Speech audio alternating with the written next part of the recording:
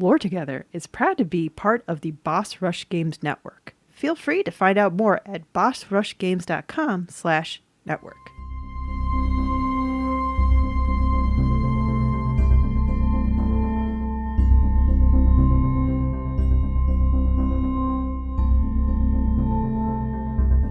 Hi, I'm Safi.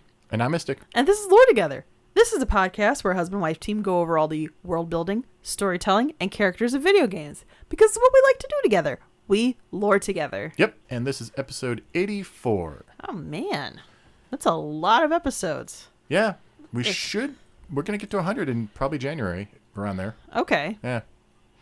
Well, before that, we've got this episode to do. Okay, so before we get into the episode, if you'd like to contact us, you can do that on Twitter, Instagram, Mastodon, Reddit, and YouTube, all down in the description. If you want to email us, you can do that at loretogether@gmail.com.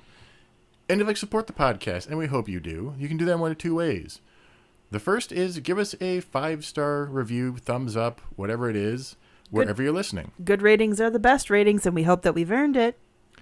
The other way you can help us is by going to Patreon and supporting us there, patreon.com/loretogether, where you can pay a per-episode pledge to get early access to episodes, as well as early access to our Let's Plays and all that fun stuff. A ton of fun stuff. And the Unreal audiobook that I'm doing, apparently. Yeah, that is exclusive to patrons. Yes. And we hope that you're all enjoying it. I intend on doing more than just Unreal as well. I'm kind of enjoying it. Yeah. Well, if we can ever find Primal Rage avatars, I think that's the next one. But if we find that. If not, I may dip into stuff that are more popular, like exist, just to kind of practice. So. Well, they already have official audiobooks, I would think, out there. Doesn't have to stop me. We're going to have to discuss this after the episode because I'm afraid there might be a copyright thing that we would be messing with. We're fine. And we need a lot more patrons if we need that legal expertise, is what I'm saying.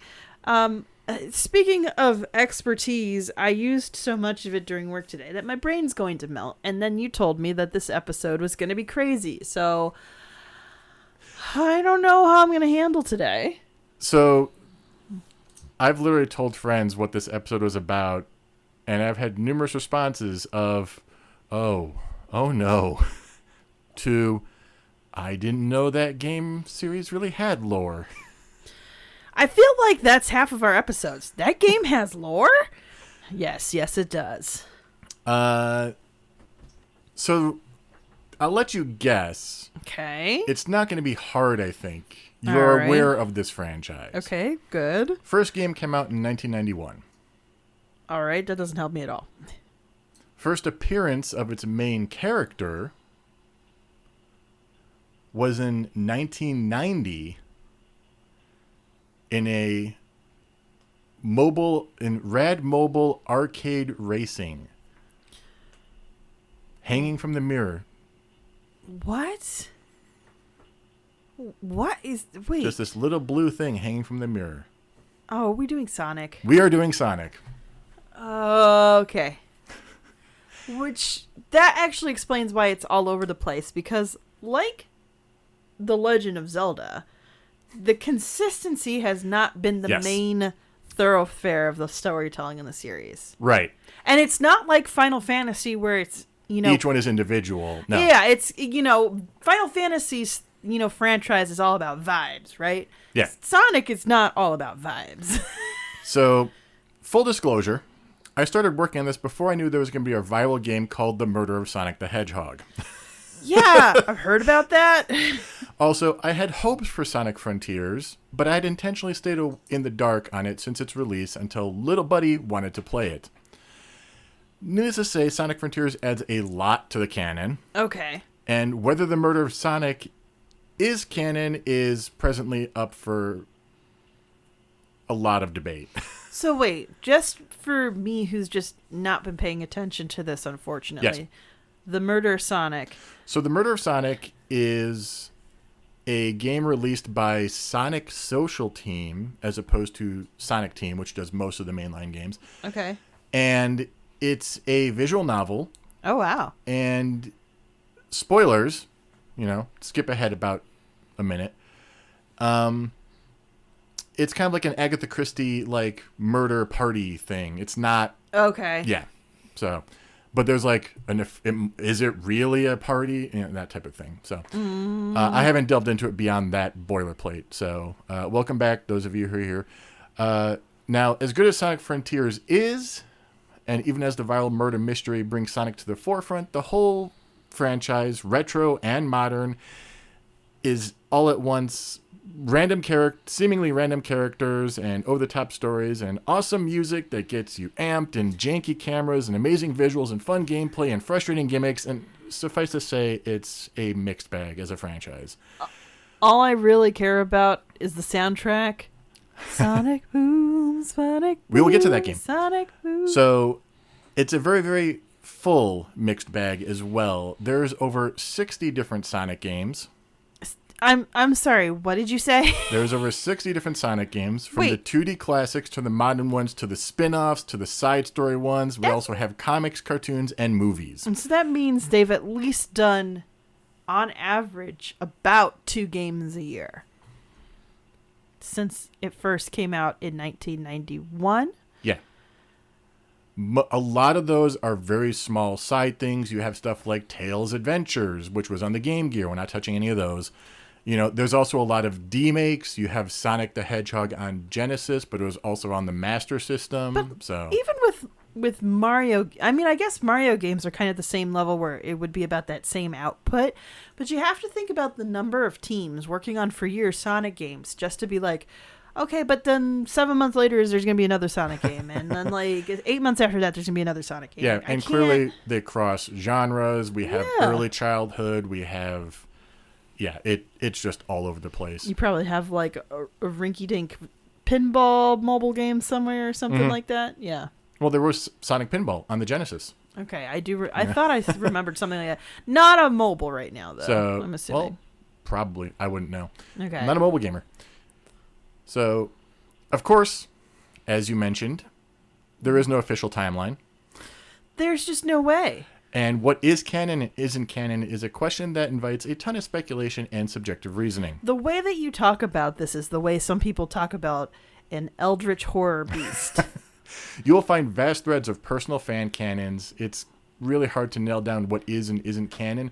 There's vast amounts of fan canons that include fan characters, that it puts the games in different orders, connects them based off of art style of the characters, literally what type of shoes this people way wear. Is madness, so we're going to avoid that, I assume. Well, so suffice to say, everything is very subjective, including this. Like, there's no way I can do a objective 100% canon look at the series. Which is so funny, because even when you think about stuff like Final Fantasy. Yeah. Sure, it's different parallel universe things, but you could do an objective, this is the canon of the series. Mm-mm. Really? No. In some ways, yes. Summons tend to repeat in Final Fantasy. Yeah. Certain characters' names appear numerous times. And what I mean to say is that because those universes are pretty much parallel, but they don't interact in the same way, that as much as they may have similarities, they don't overlap to make the timelines muddy. Yeah. And the same can be said almost about each Mario game. It's all like a storybook thing. Yes, until you get to Galaxy and Odyssey, where they reference earlier games. Yeah, I don't know. Okay. Yeah, but that's a recent. Yes. Yeah. But Galaxy had Throwback Galaxy, and that would be about it, or something like that. Where but then Mario Odyssey has to have the festival in Metro Kingdom that is the entirety of Donkey Kong being retold. With Pauline as your mayor. Yeah. But also there's nothing that necessarily says that Pauline was a former friend or paramour of Mario in that game? There's definitely dialogue in there about it. Okay, I missed that then. Anyway, so... But it only recently was muddied, but it sounds like Sonic in particular actually wasn't recently muddied. So Sonic has kind of eras where there is continual threads. Okay. but trying to connect those eras is pretty difficult. It sounds like a Venn diagram with like 8 circles. In a way. And then Sonic Generations happens. Oh, no. Where the two Sonics meet. Oh, no. And, yeah, it gets really convoluted. We're not even touching that era. So we're going to be covering what is called the classic era. Okay. Genesis or Mega Drive, those ones. The 2D games. Yes. Okay.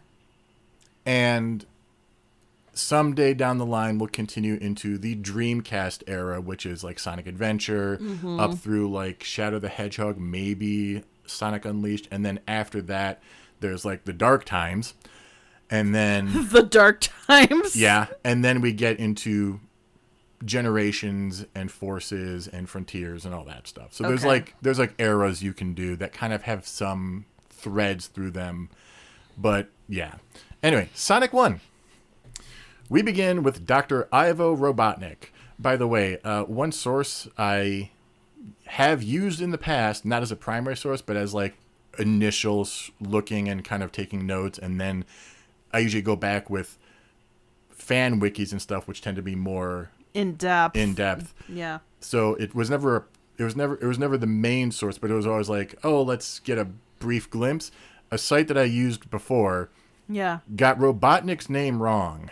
Really? They mistakenly put Gerald Robotnik, which is his, I think, grandfather. Whoa. But they put it as the main antagonist for the series. And to get something like that wrong, I will not be using that as a yeah, because I knew it was, I thought it was Ivan, but it's Ivo. Ivo. Yeah. Okay, that's less off base than Gerald.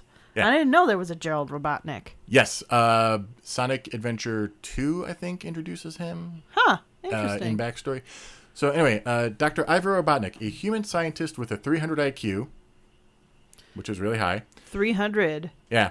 Yeah, I think that's about where it taps out. So average is usually about 9,100. First of all, there's issues with measuring IQ, but moving past that, if you are measuring IQ with the standard form, about 100 is average intelligence. Yes. And then 200 is starting to the point where you're kind of extraordinarily intelligent. Yep. So, well, he has 300, a self-proclaimed genius, and if he has that IQ, verifiably so. Mm-hmm.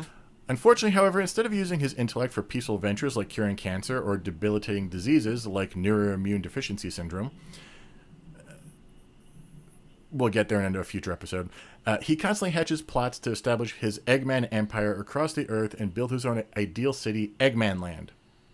For some reason, he goes by Eggman and Dr. Eggman. I have no idea why exactly. I think it's a translation/marketing thing on Sega's part. Because if you go to Japan, he's still Robotnik in a lot of stuff, but here in the States, he's Dr. Eggman. So Sega of Japan and Sega of America, especially at certain points in their history, just do not get along as well. So that I can believe. I would believe that. I will use Robotnik, and I'm sure someone will tell me how I'm wrong. Just thinking about how he asks, it just makes me think, does a man not work for the sweat on his own brow? No, says the man in Washington. I'll leave BioShock to you. No, but it's such similar themes, even though it's such a goofier setting. Robotnik schemes a new plan to crush his arch nemesis, Sonic the Hedgehog, with the power of science and the Chaos Emeralds. So we don't know why they're arch nemesis? I don't know if we ever actually established why. We could have. So the problem with Sonic lore, like even the fan wiki covers not just the games, it covers all the cartoons, the comics, the movies. There's 19,000 different articles on that wiki. Okay. Yeah. So that's finding an origin is difficult. The only thing I do know is Sonic 1 is not their first time fighting as each rivals. other. Yeah, okay. It is the first time I believe that the Chaos Emeralds come into play, but it's not their first time as rivals. Okay. So the Chaos Emeralds are ancient emeralds tied to the Master Emerald. We don't actually find out about that until later, but broad strokes. Okay. That possess unlimited power. Like, yeah, basically you can hold them and like cause miraculous things to happen and warp time and space, power machines, transform into a super being. Like, it gets crazy. Sounds as magical as unobtainium. Honestly, they are about as magical as the Dragon Balls in a way. They don't grant wishes, but like they might as well. Yeah. So yeah. There might as well just be a big fat dragon summon being like, "What you want?" So in the first retro game, Sonic 1, which was for the Genesis and Mega Drive, and eventually demade for the Master System, our antagonist Robotnik heads to South Island, where the 6 emeralds are hidden. He builds a huge fortress on one corner of the island and begins to develop on it. He also begins hunting the Chaos Emeralds, declaring that he will find them, even if he has to dig up the entire island. But what about your base, sir? What if they're literally right? Did you check under your base first? I assume he did. You would hope. Wait, and if he left enough land there to build up the base to be able to check, then you don't need to dig up your whole island. Are you going to get logistical on this like you did for... You know what? Yes. My brain hurts from today. My work was very hard and demanding, and I literally felt like it was leaking out of my ears at some point, so I will be nitpicking this cartoonish... Command and Conquer, where you nitpicked the You nitpicked that was a more egregious. That was much more egregious. You guys, you have to listen to that episode. It was the way that they messed with the history and the way the economics was. It was much worse than even this. I'm just being a jerk right now because Robotnik's a jerk. He's giving me Pharaoh vibes, and I'm just not here for it. So if you want Ted Pharaoh, that's episode 57. Yes. If you want Command and Conquer and Safi's rant there, that's episode 54. And okay, let's just move on. So Sonic heads over to South Island and finds that something is a bit different compared to his past encounters with Robotnik. All the local animals are turned into mindless badnik robotic servants. Basically, the animals are inside the robot, kind of functioning as its power source and AI, kind of, in a way. Okay, that's gross. I mean, we're talking Ted Pharaoh vibes. Absolutely. Absolutely. Basically, unfazed by this, because Sonic is that special 90s cool, Sonic travels through the various zones of South Island, freeing the animals and defeating the scientist and his various contraptions along the way while hunting for the Chaos Emeralds. Wow. Sonic gets into Robotnik's base eventually, and facing the mad scientist in a trap room, finally manages to destroy the base. That's it for Sonic 1. A lot of Sonic 1 is... Well, and this is the time we were still about, the main fun is the game itself, not necessarily the storytelling and discovery of it. Yes. Also, at this point, we don't do a lot in terms of cinematics. Not on console games, at least. Well, later on on the Genesis, we do get into cinematics. Okay. But at this point, this is start level fades in, run, level ends. That's it. I want to say the early to mid 90s, most video games on consoles in particular, I will say, were like that. So there's not the story we're getting is either from side material, manuals, comics, stuff like that, or is coming from the re-release on the Sonic Origins collection, which included animated cutscenes that they added in, which I kind of want to get, even though it's overpriced. I'll wait until the new DLCs come out before I get it. Anyway, then after Sonic 1, and this actually surprised me because I didn't know this, we shift into Sonic CD. Oh gosh, wait. It's not on that. What console is this? This is on Sega CD. Okay, so it's on Sega CD. Which is attached to the Genesis. So. Oh my gosh, yeah, I forgot. So we were in Nintendo House and missed this arc entirely. The reason this surprised me is Sonic CD doesn't quite fit into the overarching plot of the 3 games on the Genesis. Okay. But Sonic 1 kind of doesn't fit either. So it's a good place to kind of slot Sonic CD in before the other 2, which are very tightly related. Okay. So just because Sonic CD came out after Sonic 2. Oh, so it's kind of like somebody had an idea for a different story and they never really linked it to the previous one. Right, but Sonic CD took long. Basically, they were supposed to come out around the same time. Sonic CD just took longer because new tech. New tech. Yeah, that makes sense. So anyway, Sonic CD, there is this enormous lake somewhere on Earth called Never Lake. Never Lake. Never Lake. I like how it's instructions. Should we go to that lake? Never. Should we fish in that lake? Never. Well, this is known for being where the mystical Little Planet, a small planet of both beauty and wonder, appears for 1 month once a year. It just kind of fades in and then fades out. Did Catherine write this? Are we going in and out of her world? Is this... I'd say for Mist goes to such and such episode, but there's tons of them. The only one you really need are the first 2 episodes. Well, no, Book of Atris you'd need for Catherine. That's episodes 10 and 11, I think. Oh, that's right. Yes, you're right. And you're right. It is 10 and 11.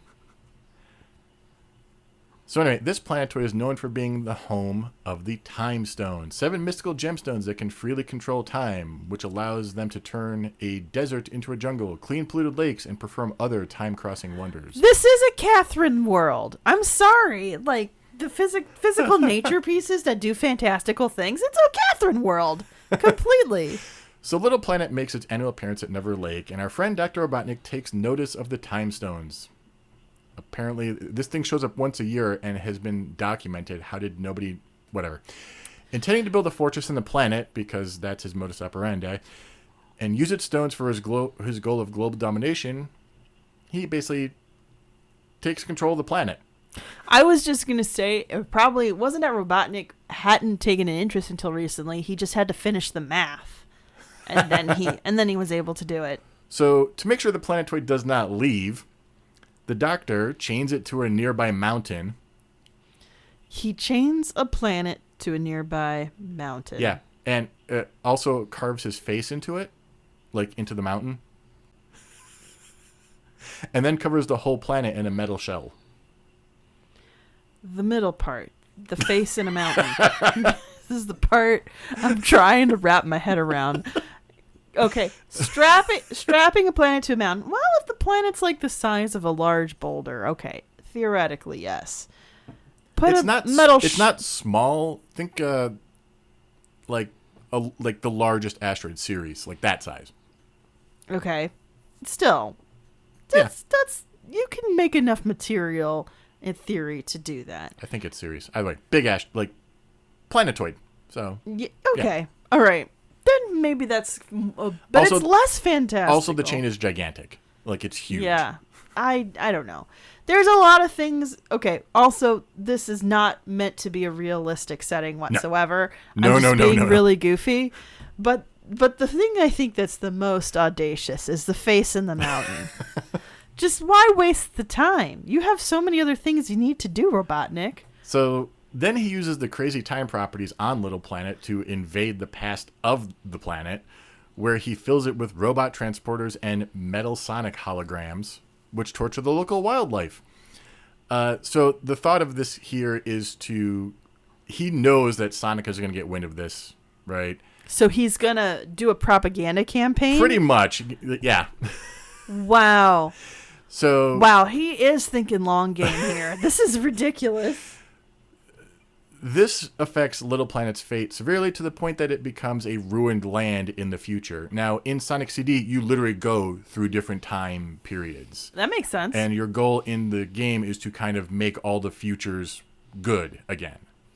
You know, that's kind of like how you succeed in the game. We are literally trying to prove the butterfly effect. Yes. Okay. So eventually, Sonic races over to see Little Planet for himself, not knowing about Robotnik's actions, seeing the planet chained to a nearby mountain, again, complete with Robotnik's face on it. Sonic connects the dots that the Doctor just might be behind it. Why even confess you're the crime? You don't need to confess to the crime. Yeah. I mean, by this point, if you've altered timelines, you'd be like, it's always been like that. So put your face next to it so that any possible time disturbance would, I don't know. It bothers me. It bothers me that you would think that that's necessary. And then Sonic literally runs up this giant chain to the Little Planet. He learns on Little Planet that he needs to destroy the robot teleporters in the past and secure the time stones before Robotnik has the chance. Okay. Fair enough. As he continues his adventure, however, he meets Amy Rose, a young female hedgehog. I think she's 8 in Sonic CD. Is she pink with a red dress? Yeah. Well, Okay. she doesn't have a red dress in this one, but she is pink. She is the character you're thinking of. Okay. Who has come to Little Planet after predicting a destined encounter with him on the small world using her tarot cards. Wow, interesting. So Sonic was made by Sega, which is a company that originated in Japan. Yes. But they're using Western magic to justify plot points. I find that interesting. Upon seeing him, Amy instantly falls in love with him and tries to hug him. Not reciprocating her advances, Sonic tries to continue with his adventure. Before we get any gross feelings here, Sonic is like 11 in Sonic CD. Oh. Yeah, I think the oldest he gets in the classic era is 14. I think in the modern era, he's only like 16 or 17. Yeah. So okay, I've never known what Sonic's actual age is supposed to be. There is no actual official age, I think. But he's always a minor, is what it sounds like. He's never been 18. So he's always just kind of a kid, young. Yeah, he's the cool teenager, you know. Well, at 11, unquote. he's not even a teenager, but I get what you're saying. Yeah, compared to like the kid-friendly Mario, he's the attitude tween. Okay. You know? And then, you know, he grows older, but I don't think he's ever past 20. Like, well, it doesn't even sound like he's past 18 even. Well, I don't know about the modern era, but I think in the Dreamcast era, he's 16. Okay. Yeah, so. All right, so we're always talking about him as a kid, and to be honest, it's not super icky if he's not reciprocating feelings for a younger girl, in the sense of like, yeah, no, this is not what I'm here to save the world, and you're just a cute kid, so please stay a cute kid with your tarot cards. Which the tarot cards does come into play in later games, I believe, too. Oh, wow, okay. Amy has some weird abilities, so. I imagine so, considering, again, it's a Eastern game with a Western magic mechanic in there. Like, they're just going to go crazy with it, I assume. After encountering Robotnik and defeating him, basically every level you defeat Robotnik in some form. Okay. Sonic ventures on with Amy following behind him. However, pretty soon, Amy is kidnapped by the Doctor's latest creation, Metal Sonic, a lethal robot built in Sonic's image. Wow, he just can't get over it, man. Nope. This is not the last time we'll see a Can you Robot imagine Sonic. being a grown adult and you own a planet and a teenager irritates you this much? Like, what does 11-year-old at this point? Look, Not yeah. even a teenager. Like, what does that say about Robotnik's ego at this point? It's like, this 11-year-old just makes me itch. It bothers me so much. I mean, the canon gets really weird when it comes to the world of Sonic. Like, in some eras, there's humans. In some eras, Robotnik is a human, but beyond him, like, we don't see humans in most of the games until certain eras pass, and then they're gone in other eras. There's mysticism in some of the games. There's not in others. There's the whole timeline thing. It's all over the place. But don't forget that Sonic is literally amazingly fast. Right. So yes, he's not just dealing with just a teenager. Like, Sonic has an ability that is probably maybe beyond Robotnik's, ability to fully anticipate. Right. Well, yes, that's fair. But also, Robotnik's an adult With a 300 IQ. With a 300 IQ, worried about this kid that can run. Yeah. I mean, it's just... Kid go fast, oh no. It just feels... Yeah, like, kids these days, they don't stop to hold open the door for you. Like, it just feels like old man shakes fist at cloud. Right. It just seems so unnecessary. The robot proceeds to leave with Amy despite Sonic's best efforts. Now he has to save both Little Planet and Amy. He just continues on, defeating Robotnik's various machinations along the way. Eventually, Sonic arrives in Stardust Speedway. Now, this is technically Stardust Speedway Zone, but I figured that's just gameplay aspect or gamification, so Stardust Speedway. There he finds Robotnik and Metal Sonic, the latter challenging him to a deadly race, with the former keeping a laser active behind them as they race forward. Now, at this point, is it still little animals controlling the robots? Yes. So there's an animal controlling. Not all. Okay. Not all of them. I do not know about Metal Sonic, actually.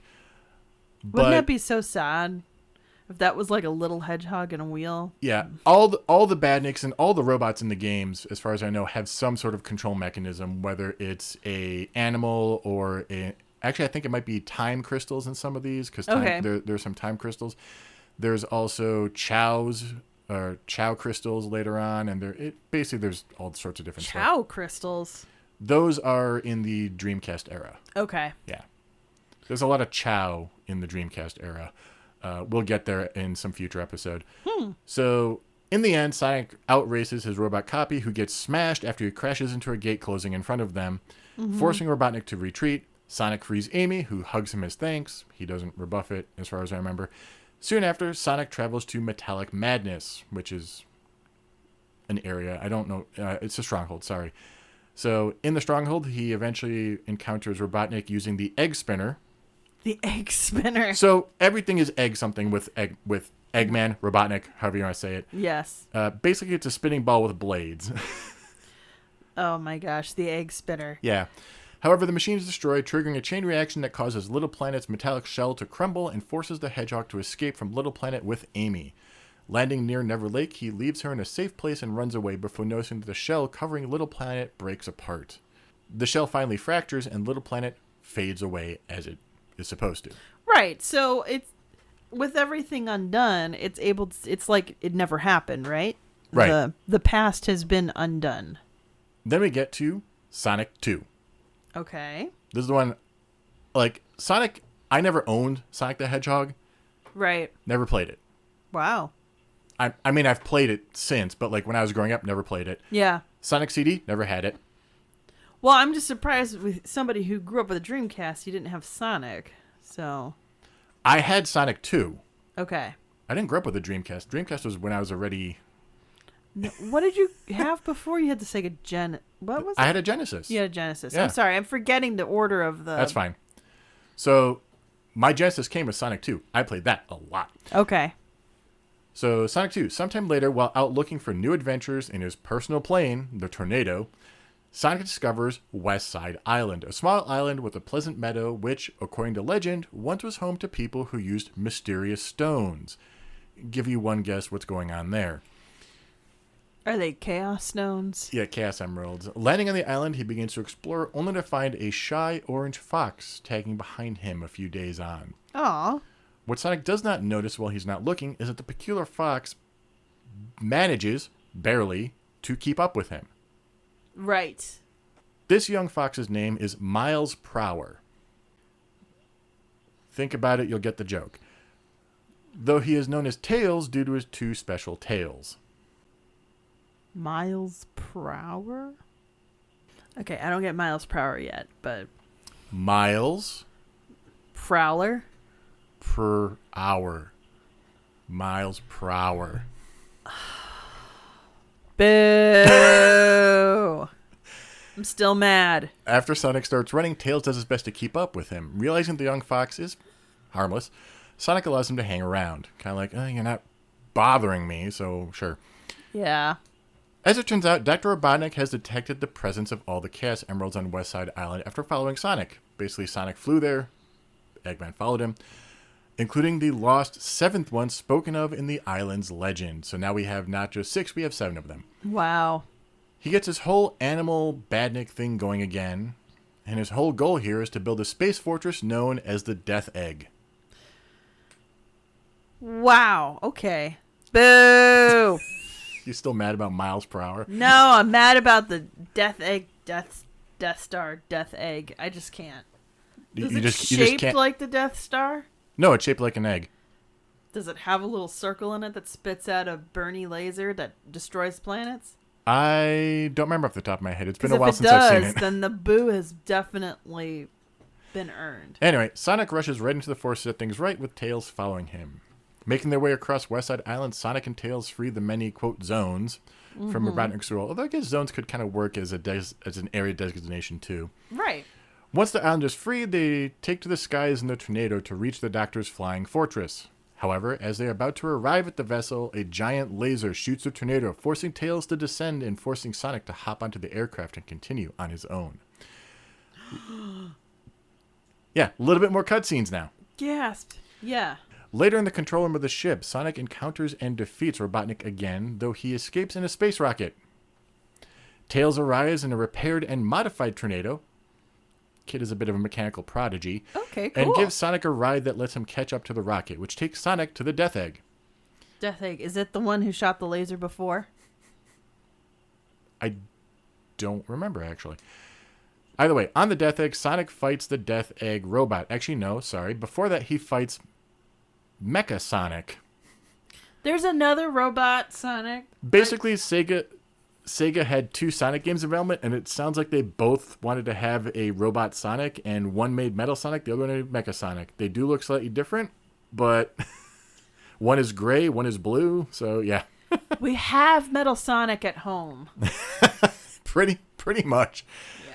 So, after Mecha Sonic, Sonic fights the Death Egg robot, basically a giant thing that Robotnik is sitting in. Okay. And once he defeats it, it causes a chain reaction that causes the entire Death Egg to explode. Just like defeating the... I was going to say chain reactions that kind of shatter across spherical-ish objects. We've got a theme going on here. Well, yeah, he needs to stop having his main weapon also be the self-destruct switch for the whole base. Yeah, I mean, that's kind of like writing without an editor. Like, sure, Robotnik's a genius, but is somebody at least calling him out when he doesn't cross the wires correctly because he's been working probably longer hours than he should, considering how much time he spends I don't know, getting his face carved into mountains? Yeah. Just with a 300 IQ, you think you'd have some redundancy built in. Like... Well, that's the problem. Like, genius doesn't make you good at organizing things. Genius just means you're really good at figuring out multiple choice questions in certain kinds of tests. Yeah. That's what genius is when it comes to IQ. That's fair. Back on West Side Island, Tails and some animals are looking at the sky as they witness the Death Egg explode. Tails jumps into the tornado and goes to save Sonic as he falls from the space station, which is crashing to Earth. No! Sonic 3 and Knuckles! This is, before we get back into the actual story, this is essentially 2 games. So wait, they replaced Sonic 2? So, and then the ending is to be continued? Yes. Oh my gosh. So how dare they? How dare they? Sonic 3 and Knuckles, this is 2 games technically, Sonic the Hedgehog 3 and Sonic and Knuckles. They both came out the same year, and to get the full story, you have to connect them. It's that weird cartridge you connect the cartridge onto. This is kind of like day of DLC. This is cheap. It's basically like an expansion pack for Sonic 3. It's more story and other little features. Like now you can play as Knuckles. If you put Sonic 2 on it, you can play as Knuckles in Sonic 2. Like there's, hey, all right, cool. Basically, this Javik should have been part of the original game. So it's an expansion pack, but it was done for development reasons more than anything. Basically, Dev team was against the wall with a release date and split this big game they wanted to tell into 2. That I will forgive in this instance, but now that the industry has had decades to establish itself, I will give a company grief if they're big enough to not have to do this. This game is a lot more cinematic, so there's a lot more story and description as well. Oh, wow. Immediately following the events of Sonic 2, we find Dr. Robotnik's damaged Death Egg is on a collision course with Earth. So Sonic's going to kick it into the sky, right? Lying in its path towards the surface of the planet, however, is a floating landmass with towering mountains and spread out forests. The legendary Floating Island, which is named Angel Island in the later games. That's a better name if you ask me. Yeah, that's fair. Floating Island is also a dessert. Oh? Yeah, so I only know this thanks to the Great British Baking Show, but it's essentially you get a meringue and then you kind of poach it in milk and it floats in kind of like this creme anglaise. It's very French in the sense that it's a very fussy kind of dessert. I just want a chocolate cake and some brownies. Well, I mean, that's a very American response. But like, look, if I ever got I think it's called a I forget how to pronounce it in French, but you can get a floating island. It looks really cool, and it's also not as rich as, say, a decadent chocolate cake. Okay. But anyway, you say floating island, and I immediately think dessert. The death egg crashes into the island, pushing it into the ocean and creating a giant tsunami. Fortunately, the island does not sink. It just kind of floats there even with the water. And essentially causes chaos off the coast of California? Like, that sounds like somebody perished with that. It's not the last time it'll happen either. How many tsunamis is this franchise responsible for? Off the top of my head, I know of at least 2. Yikes, dude. Yikes. Having survived the crash, Robotnik is aware that the Chaos Emeralds are somewhere on the island. So they got transferred from the island that Sonic and Miles Prower were on. So Sonic still has them technically. Okay. So canonically, Sonic finds them in each game. Yeah. Whatever. It's not a huge story point, though. It's just like the MacGuffin you need. Okay. To do Super Sonic, which is canonically how Sonic wins, but you don't need it to win. Kind of like when we talked about Zelda last time. It's like, oh, yeah, you can use the bow to win, and it makes it easier, but it's not necessary. Right, exactly. He detects the energy of a giant Chaos Emerald on the island, which is kind of what I think they're referring to when they said he finds the Chaos Emeralds, because Sonic still has them. Okay.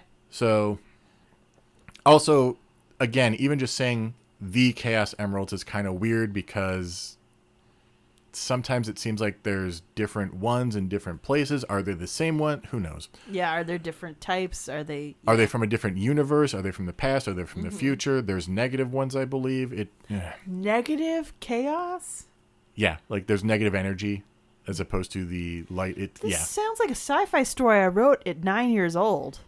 Yeah. The negative chaos crystal was necessary to power the ship so we could go back in time and save Abraham Lincoln. So basically, he can use this giant Chaos Emerald to relaunch the Death Egg. Relaunch the Death Egg. Yeah. So all the other Wait, the Death Egg was already there before Sonic had the Chaos Emerald. So Sonic has them. So, but I'm saying Robotnik didn't need them before because he already had the Death Egg when Sonic was collecting the Chaos Emeralds, right? And Sonic 2? Okay. But this is the giant one he can use to relaunch it again. Okay, I just want to make sure I understand. I could be wrong, because this is also the game that introduces the Super Emeralds, so maybe they're talking about those emeralds instead. I don't know. The Super Emeralds never come back into play as far as I remember. So just go with me. I told you, my brain's already melting out of my ears today. It's and hard. This isn't helping. No, it's not. Like, I literally, where's the sponge? It's getting on the floor. So he starts to build a base on Floating Island and starts catching the local animals to turn them into badniks, as is his modus operandi every single game so far, except for Sonic CD. And I guess he did that too in Sonic CD. Yeah, I was going to say they're all pretty similar so far. Days later, Dr. Robotnik meets Knuckles the Echidna, the guardian of the Floating Island. The Echidna? Yeah. Guys, do you know what an Echidna is? I'm asking the audience, not you, Mystic. I feel like you know what an Echidna is. I couldn't tell you where it's from, but I'm familiar with. I've seen them. Yeah. The reason I find it interesting that they chose an Echidna, first of all, it's not an animal you would think of easily off the top of your head. Okay. And they're also the 4 extant species of echidnas and the platypus are the only living mammals that lay eggs and the only surviving members of the order Montotremata. They are very strange little creatures that really should not still be alive. They're like that one, like a little thread on the tree of life that's just kind of hanging out by itself, distantly away from everything else. Like, hey guys, I can lay an egg, but I don't have scales. How you doing? They're such weird little dudes. They're like with a pangolin. Like somebody randomly mentions that, and you're like, "What made you think of that?" For all I know, there's a pangolin somewhere in this canon. Now that you've mentioned the echidna, I imagine there's a pangolin somewhere in here that we haven't met yet. So, aware of the echidna's position and duty, basically, we learn way later in Sonic Adventure that Knuckles is like descended from a race of these echidnas who, like the echidna tribe who guards everything. But anyway, which makes sense because they're such a rare form of animal that doesn't have a much related to them anymore. It's like that would make sense that they'd be a rare race of protectors. I now want to write a fantasy story, but moving on. So Robotnik tells Knuckles that he is just a scientist who has come to investigate the Death Egg and warns him about Sonic, whom he says is evil and plans to steal the Master Emerald. But how could somebody with those sneakers be evil?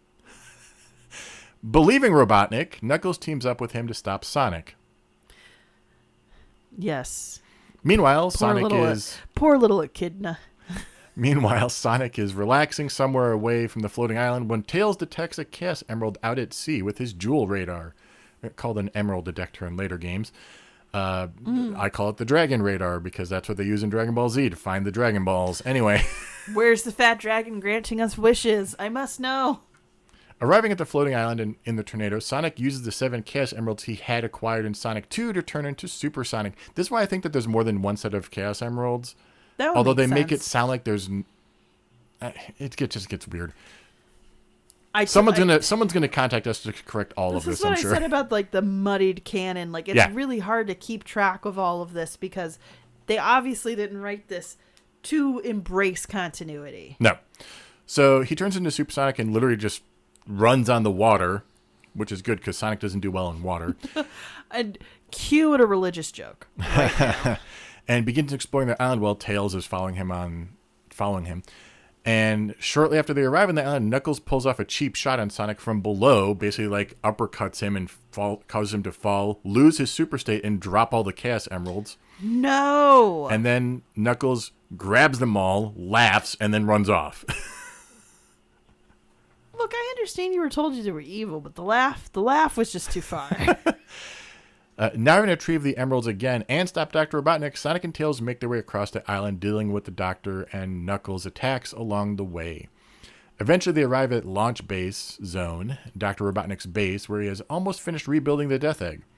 At the end of this zone, the spaceship is ready to take off. To reach it, the duo hitch a ride from a nearby Eggmobile, though Knuckles keeps them from proceeding with it.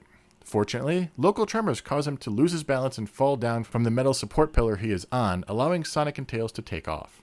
In the end, the heroes manage to jump onto a platform on the Death Egg just as it starts to take off. As Sonic and Tails defeat their nemesis once more, the battle has already taken its toll on the Death Egg during a critical point of its launch, and the Space Fortress plummets back to the floating island again. Oh, no. The Death Egg lands in the floating island's volcano. Still intact enough for Robotnik to salvage it and relaunch it again. So he has to... yeah. And of course, since I think of it as dessert, I think of that as not liquid hot magma, but creme anglaise. It's just got stuck in creme anglaise. Aware of this, the heroes continue their mission to destroy the spaceship, hopefully for the last time. Please. However, their quest is suddenly interrupted when they spot Knuckles appearing from a hidden door in a thicket. After carefully examining the vicinity, the echidna disappears into the forest. Once he leaves, they creep out and open the door Knuckles came out of. Inside a hidden room, they are caught in an overflowing, dazzling light. Taking a closer look, they see a super ring. Big giant ring. Yes. Unable to quell their curiosity about what it does, they touch it, causing them to be taken to Hidden Palace Zone, a giant solemn hall with a pristine altar. There they see 8 pillars with the Master Emerald and some other stones, which use the power of the Chaos Emeralds to become inert Super Emeralds. Filled with questions, as are we all, Sonic and Tails decide to set off to power the Super Emeralds, stop Robotnik from relaunching the Death Egg again, and uncover the new mysteries of Hidden Palace Zone. Huh, interesting. Making their way through the floating island, they eventually get to the location of the Death Egg. In an attempt to stop the heroes, the Space Fortress uses its lasers to activate the volcano, which seems dumb. We're using lasers to activate volcanoes? Yes. What kind of Dr. Evil stuff is this? Very much Dr. Evil stuff. Freaking lasers, man. Surviving this attack, the duo heads back to Hidden Palace Zone again, where they have a battle against Knuckles. After he is defeated, though, they all witness Robotnik stealing the Master Emerald with the Eggmobile. Enraged, I think he literally just shakes his fist, too. Eggmobile, too. I'm sorry. Knuckles tries to stop his former comrade, only for the latter to electrocute him and escape.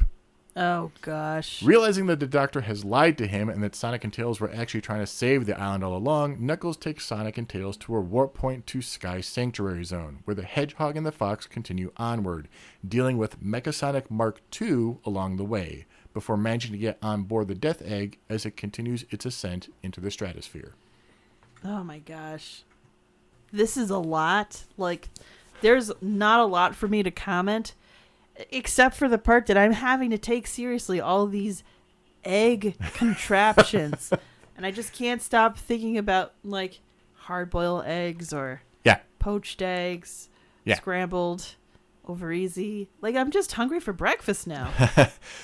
With the Death Egg revived again and having made it into space, Sonic and Tails fight through Dr. Robotnik's many contraptions before fighting the Doctor and his Master Emerald-powered giant Eggman Robo. Giant Eggman Robo. So, I believe a Robo is actually like a specific badnik. We'll get to one later on as well. But it's like, you see him throughout Sonic and Knuckles, but this is a particularly large one. So is it just shaped like an egg with robotic? It's shaped like him. Okay. It's like a simplified him. I know. Because I know he's somewhat egg-shaped. But And egotistical. Egg-otistical? Oh, God. You set it up, okay? Come on. After losing the battle, Robotnik tries to escape in his Eggmobile with the Master Emerald, only to be stopped, triggering a chain reaction, again, that causes the Death Egg to crumble and explode.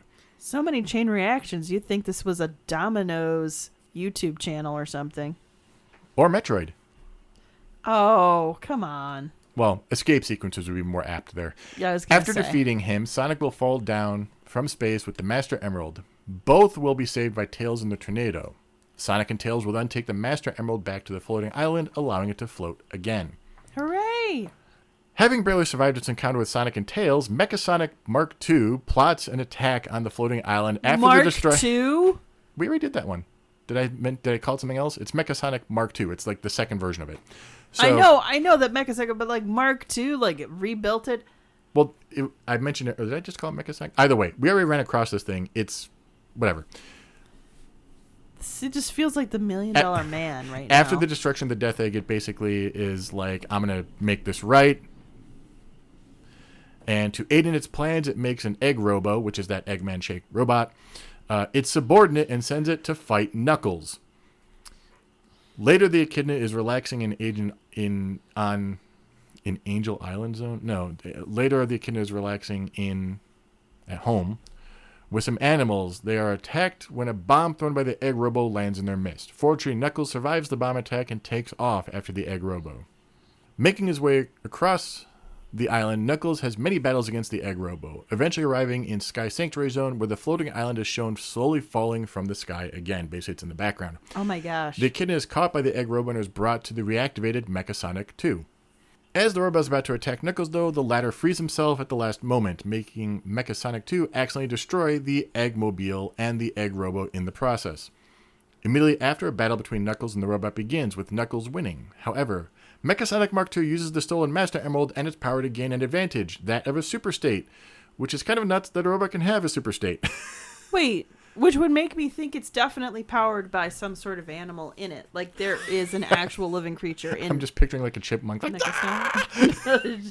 Super Saiyan squirrel just suddenly like has power. Do you think it could handle that power? Or do you think it's just sitting in there screaming the whole time like yeah?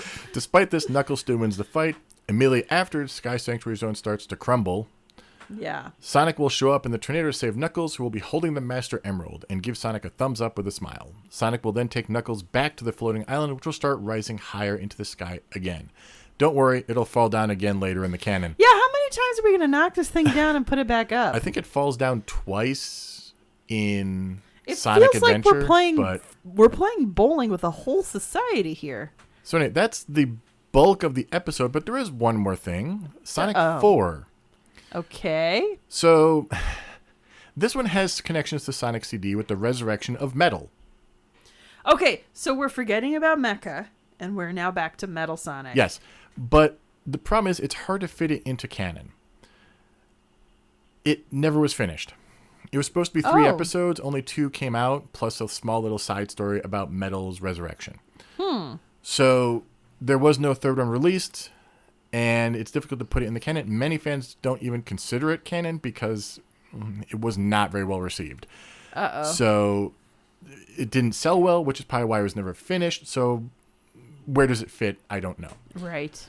I literally spent a whole day just searching, is Sonic 4 canon? And found both answers from numerous people.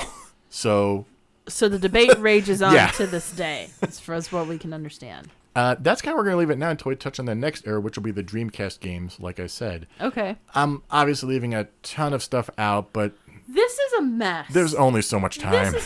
Little Buddy could have painted a more clearer picture with finger paint. Like, this is insane. I think so. Here's the thing: when you don't try to tie it all together in one big thing, Yeah. it's not terrible. This is all about the Death Egg, for more or less, minus Sonic CD, which Right. fits in nicely as kind of like a middle chapter Yeah. in a thing. It's like a step between, like, the first Origins and then finally the Death. Yeah, like we introduce Amy, we introduce Tails, we introduce Knuckles. That's our core 4 heroes that we see throughout the franchise. Right. So, like, as an arc, like as an era, this one works. The Dreamcast one kind of follows, the first one is kind of it's a weird standalone, but explains a lot of backstory. The second one is a little bit more continuing, and then you get into like 2 or 3 games that are connected to that. Well, that seems similar to the Sega Genesis era as well. So there's like little arcs you can pick up, but when you try to connect all the arcs, it's not worth it. Yeah, it's chaos down here. Okay. No pun intended. Literally chaos. Yeah, I guess with Chaos Emeralds, that should be what we expect. But it just feels like they just took a bunch of different like splatter paint colors. Yeah. And then just put them on a wall, and they said, "Yep, that's our series." I mean, if we do the same thing to Mario, it'll be the same feeling. Yeah, Mario's very similar in a sense of, well, I think certain games that were championed by, I'm sorry, the leader of Nintendo. What's his name? The lead designer, Miyamoto? Miyamoto. Yeah, that's what I thought. I want to make sure I didn't say it wrong. I feel like he never really got into continuity until the culture Kind of forced it. Yeah. He never was one to, because if I remember correctly, he's the one who famously saw an OG fan of a fan history of The Legend of Zelda and was like, nope, none of them are connected, and did not realize the backlash of people being disappointed in that, and decided to remedy it, or at least the team decided to. I won't say it wasn't necessarily Miyamoto. Yeah. And Mario feels the same. Mario has less of a push for that, but it feels like the same thing. Like, continuity is not necessary. It's just Sonic, the franchise. I dare say Sonic might have a more fervent fan base than Mario. Their fans, they're like, you don't see people making their own Mario characters as often. You see a lot of people making their own Sonic characters, writing their own stories in the universe and everything. So it speaks to people in a different way, I think. And it might be that there are places to kind of have an overarching, like even if there's continuity problems, there still is an overarching story and theme throughout the franchise like Mario has. But there's enough places you can kind of wiggle a character in if you want and have it still be part of the overarching story. Sonic, again, the difference also is, so Mario is a grown man in a goofy world who's taking it very seriously. Yes. And Sonic is a young person in a serious world who's saving it by being a goofball. That seems to be kind of how I see it. Yeah. When you think about Dr. Robotnik, like, he is a caricature of an evil villain, but he is doing legitimately evil things. Whereas, like, Bowser's just kind of like a selfish king who decides, I'm gonna kidnap this princess and take over this castle. And it's very much kind of like when you play, nights with your friends when you're a kid with your action figures or out in your backyard. that's kind of the feeling you get when you're playing Super Mario. I feel like with Sonic, it literally is... We're the cool kids who could save the world. Right. Yeah. You know, with Sonic, it's a little bit more epic in the sense of you are fighting against somebody who is legitimately making the world worse, who is legitimately affecting everybody around you in a more profound way. Mm-hmm, mm-hmm. And as you get older and you start realizing those themes, even subconsciously, I could see that's when you start doing your fan fiction thing and suddenly you're like Sonic's lost cousin who runs around with him or something. Yeah. I could see that. I think people are fans of the Super Mario franchise because the themes of how you play the game and the kind of platformer it is are always solid. I think another reason that they so easily introduce fan characters, like people make up fan characters so easily for Sonic, is because every single character in Sonic that is not Robotnik, like not like at least in the main games, they all have the same naming scheme. Aside from Amy Rose, you have Tails the Fox, Knuckles the Echidna, Sonic the Hedgehog, Silver the Hedgehog, Blaze the Cat, so Cream the Rabbit, Rouge the Bat, so you can make your own character and it'll just suddenly you can have like anything. I have probably seen Sonny the Ridgeback. More Sonic art than I wanted to doing the research for this. Okay, that's fair. But I get what you're saying. Whereas it's not the same with Mario. You just have Mario, like the way that the characters are established. There's not quite a set naming convention in there. Yeah, and the world is not as open for more characters. Right. Exactly. So. Yeah, that makes sense to me. But. That's where we should probably leave it. Yeah. I will have to say that of the eras, I do think the Dreamcast is my favorite. That does not surprise me. Although I definitely have been liking Frontiers. So when we get to Dreamcast, I'll probably have a lot more to talk about too. Then I'll probably do individual games, not overarching, because let's be honest, this is the Genesis. That's not...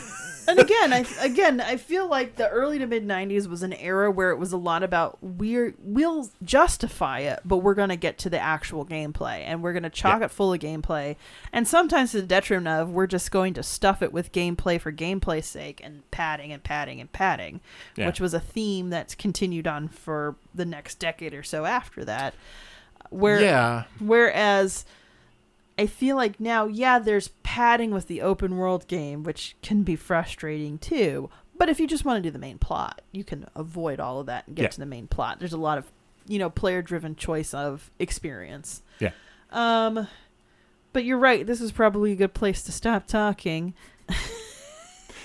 So you can, aside from Sonic 4, you can play any of these games for your stream. What do you think you're going to do? Oh my gosh. I don't know. Sappy platforming. Who's ready for this? Nobody. Not Sappy. Nobody's ready for this. No, and it's not. I will say Sonic 1 is probably the slowest paced. It's a little bit more take your time platforming most of the time. Sonic 2, 3 is a little bit more fast. But 3 is also a lot more cutscenes. Then I'll probably... Oh, that's tough. Yeah. It's one of those things where maybe if I do one of the later ones, Mystic, you might have to help me if I get really tripped up. That is fine. Okay. But we'll figure that out later. So remember that the live stream is going to be the Thursday after this releases publicly. Yes. And for the alternate Thursdays... We're almost done with Skies of Arcadia. Almost done with Skies of Arcadia. You guys are going to be so surprised once we're like, they don't do Skies anymore? It's like, yeah, that game had an endpoint. So... we're almost done with our bad voice acting. And then after that, we'll move on to Tacoma, and then we'll move on to Mass Effect. So, yeah, and my Skyrim Let's Play, Lorik's Adventures, is now on a regular schedule, finally. And those are available on YouTube a month after they go up to Patreon. So all the previous 8 episodes are up now on YouTube. And the Laura Idukin Let's Play. I will be getting onto a schedule with that. There's a plan with a more regular schedule. And patrons can enjoy that a month ahead of everyone else. And chapter 4 of my Unreal audiobook just went out. And that's only for patrons. Yep. So sorry, everybody else, you have to pay. And we do have additional episodes that we keep planning, and it's just been the mini crazy. episodes are coming. They're just taking forever. They're taking forever. Thank you for listening. Thanks so much for listening, guys. We'll catch you next time. Next time. Bye. Bye.